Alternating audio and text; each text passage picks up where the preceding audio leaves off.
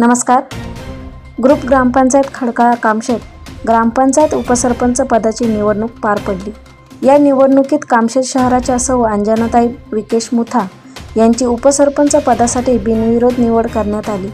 त्याप्रसंगी त्यांचे ग्रामपंचायत सरपंच सदस्य त्याचप्रमाणे पत्रकार बांधवांकडून तसेच समस्त गावातील प्रतिष्ठित व्यक्तींकडून सत्कार करण्यात आला. यावेळी या कार्यक्रमात सरपंच, उपसरपंच, त्याचबरोबर सदस्य तसेच ग्रामस्थ मोठ्या प्रमाणात उपस्थित होते. सर्वात पहिले ग्रामपंचायत खडकाळा कामशेत इथून मला उपसरपंच पद निवडून दिला बिनविरोध, म्हणून मी सर्वांचा आभार मानते. सरपंच भाऊसाहेब, सर्व सदस्य यांचे सर्वांचा मी आभार मानते.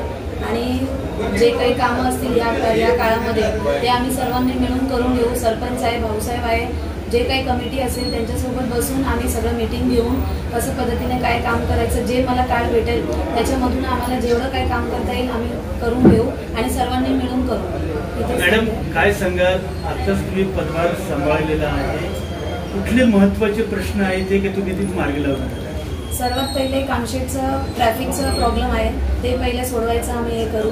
पोलिसांसोबत बोलून किंवा मीटिंग घेऊन सर्वांना घेऊन मग आम्ही ते प्रश्न सोडायचं काम करू. आणि कचरा डेपोचा तो आहेच कामशेतचा सर्वात मोठा प्रॉब्लेम, म्हणजे ते मागील आम्ही 5 वर्ष झाले त्याच कामामध्ये आमचं चालू आहे. पण आता या काळामध्ये जर सर्वांनी मिळून जे होत असेल तर आम्ही ते पण प्रयत्न करू सोडवायचं. त्याच्यानंतर पाणी, जलजीवन पाणीचं जे प्रॉब्लेम जे पूर्ण काम होत आलंय पण थोड्यासाठी ते राहिलेलं आहे, तर ते पण आम्ही मार्गी लावायचा प्रयत्न करू. आणि बाकीचे जे चालू काम आहे, अजून लोकांचे जे प्रश्न येईल त्याच्यावरती आम्ही काम सोडायचं. मॅडम, तुम्ही एक महिला उपसरपंच या ठिकाणी नियुक्त म्हणून झाला, तर महिलांच्या सक्षमीकरणासाठी तुम्ही कुठले प्रोजेक्ट तुमच्या डोक्यात आहे का? पुढे काय करणार आहात? बाकी तो कसं आहे, सर्वात पहिले तर महिला सक्षम होणं खूप गरजेचं आहे. त्याच्यामध्ये आम्ही जे आरोग्यासाठी जे काय आहे, नर्सिंगचं आहे किंवा हॉस्पिटलमध्ये जे काय हायजेनिक कंडिशन्स आहे, मुलींना कसं काय करायला पाहिजे, काय नाही करायला पाहिजे, लेडीजसाठी काय, शौचालयाचा मेन प्रॉब्लेम आहे कामशेतमध्ये.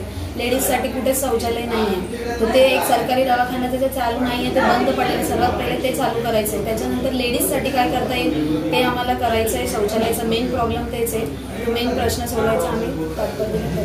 मॅडम, कामशेत ग्रामपंचायत हद्दीमध्ये बेकायदेशीर टपऱ्या आहेत, दुकानं आहेत, त्यामुळं वाहतूक कोंडीही जास्त प्रमाणात होत असते, त्याच्यावरती आपण काय ॲक्शन घ्यावं?